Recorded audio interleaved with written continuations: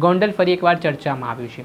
ગોંડલ તાલુકાના રીબડામાં અમિત ખૂટ નામના યુવાને ગળે ફાંસો ખાઈ જીવન ટૂંકાવી લીધું છે। તેમના પર દુષ્કર્મનો આરોપ હતો। આ ઘટના બન્યા બાદ આ મામલાના સંદર્ભમાં જે આરોપ સામે આવ્યા ત્યારે એક સુસાઇડ નોટ પણ મળી આવી।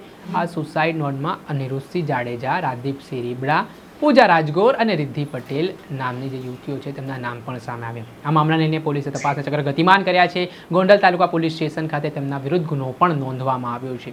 ત્યારે હવે આ ઘટનાને લઈને અનિરુદ્ધસિંહ જાડેજાનું એક મહત્વનું નિવેદન સામે આવ્યું છે, જેમાં તેમણે જયરાજસિંહ જાડેજા ઉપર આરોપ લગાવતા શું વાત કરી છે તે સાંભળી। રીબડા ગામ મુકામે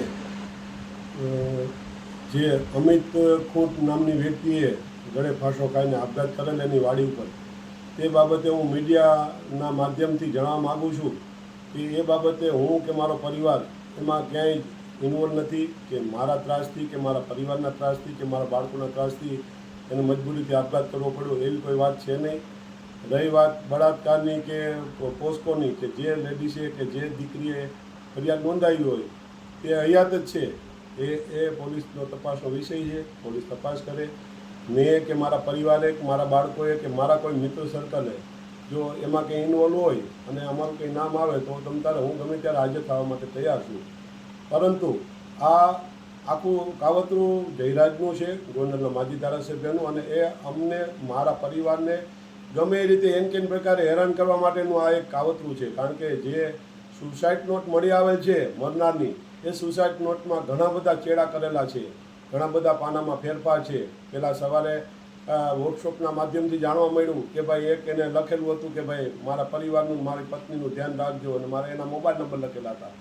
બાદમાં જ્યારે જયરાજ રીબડામાં એનું થયો હાજર અને જ્યારે એની વાડી પર ગયો ત્યારે એ બધા ભેગા મળી, ગોવિંદ સરપરિયા એ બધા ભેગા મળી અને ચર્ચા વિચારણા કરવામાં આવી અને પછી સુસાઇડ નોટ લખવામાં આવી અને એ સુસાઇડ નોટમાં ચર્ચા કરી મારું, મારા દીકરા રાજદીપનું નામ ઇન્વોલ્વ કરવા માટે આ સ્પેશિયલ કાવતરું રચવામાં આવેલ છે, જે હું આ મીડિયાના મારફતે લોકોને જણાવવા માગું છું।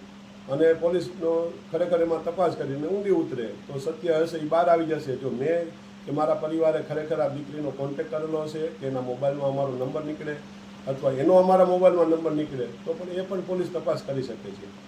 જે માટે આપે સાંભળ્યા આ હતા અનિરુદ્ધસિંહ જાડેજા, જેમના સુસાઇડ નોટમાં તેમનું નામ સામે આવી રહ્યું છે। આ કેસમાં હાલ તેઓ આરોપી છે, પરંતુ તે આ ઘટના પાછળ જયરાજસિંહ જાડેજાને જવાબદાર ગણાવી રહ્યા છે અને તેમણે એક ષડયંત્ર ઊભું કરીને અને સુસાઇડ નોટમાં ચેડા કરીને આ ઘટનાને અંજામ આપવામાં આવ્યો હોય, તેમના પરિવારને ફસાવવામાં આવતો હોય તે પ્રકારની કબૂલાત તેઓ કરી રહ્યા છે। પરંતુ હવે જોવાનું રહ્યું કે આ મામલે પોલીસ તપાસ કરી રહી છે। તપાસમાં આગામી દિવસોમાં શું દૂધને પાણીનું પાણી થાય છે અને શું ખુલાસાઓ થાય છે તે જોવું રહ્યું। દર્શક મિત્રો, એન કવરેજ ન્યૂઝને આપ લાઇક કરી લો, સબસ્ક્રાઇબ કરી લો અને શેર કરવાનું ભૂલતા નહીં।